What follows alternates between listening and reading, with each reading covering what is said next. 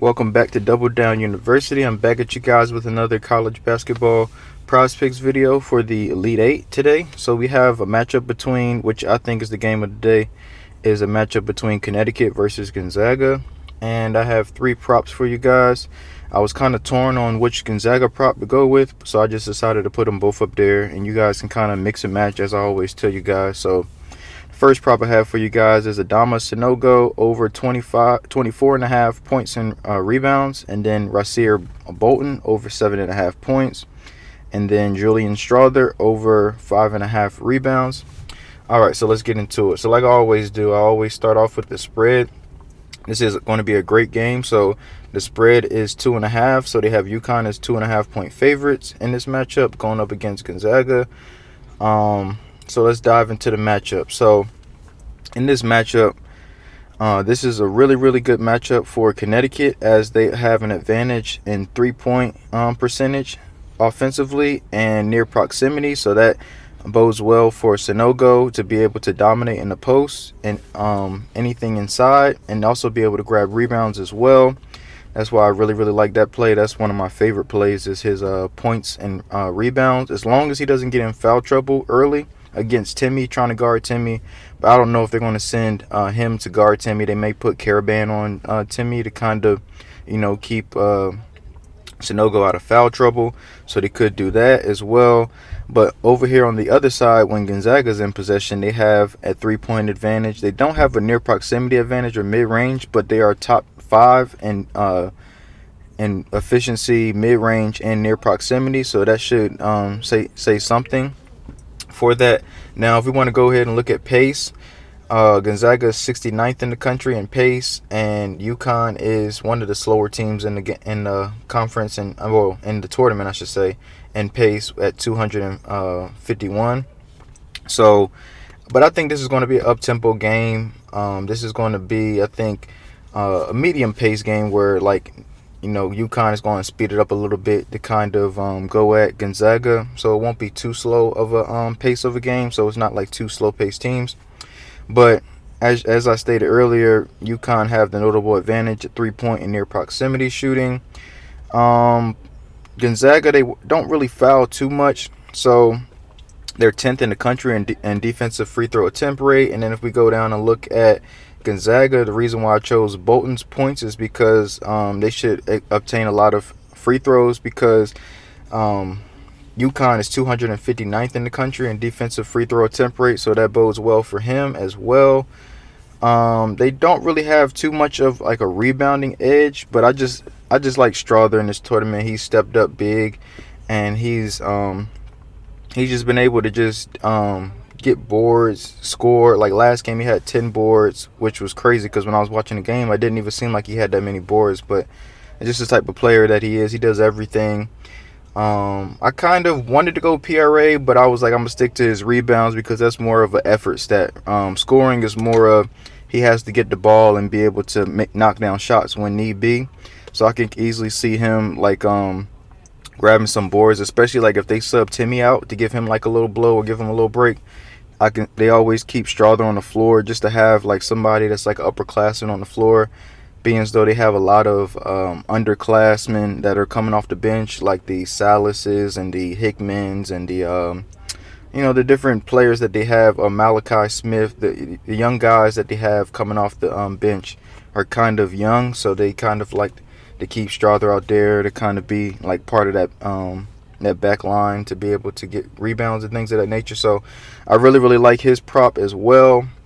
So yeah, so those are my three. But also another thing that I found was interesting with the Sanogo play is I looked up his points in the paint per 40 minutes. So basically per game in college is like 40 minutes. So per game versus his total rebounds in the 40-minute span as well. And I see that he averages like 19.79 points in the paint. And then his rebounds per 40 minutes, which is close to, it's like 11.228. So that's really good. And then take it a step further, when we go and look at Gonzaga, they allow 31.1 rebounds per game per 40 minutes. And then points in the paint, they allow 30.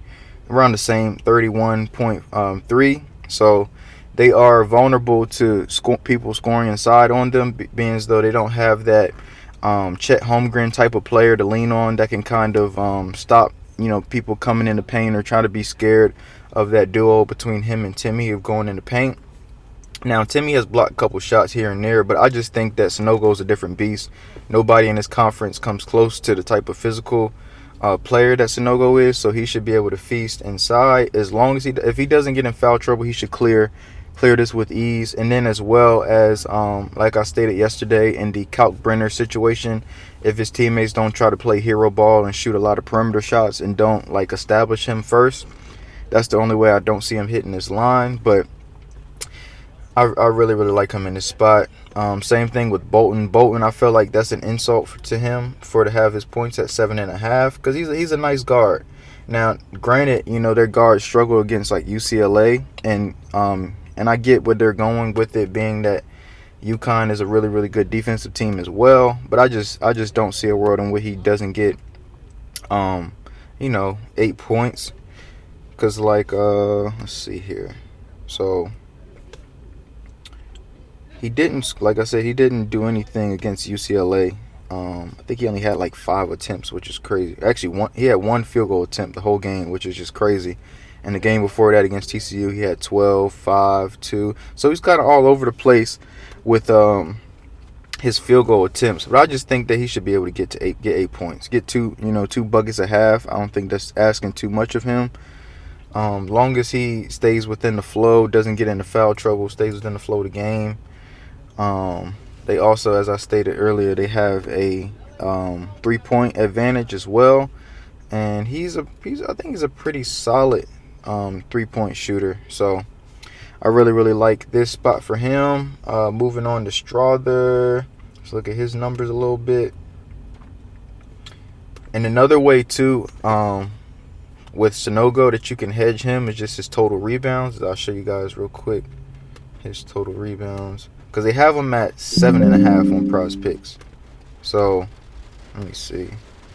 Yeah, so they have him at 7.5 on PrizePicks, and on the sports books, as you can see here, they kind of have him at 8.5. So you're getting a rebound discount. He's hit this in 60%. And as well as on the full season, I think he's hit it at 42%. So that's not bad. So I really like Sanogo on this spot.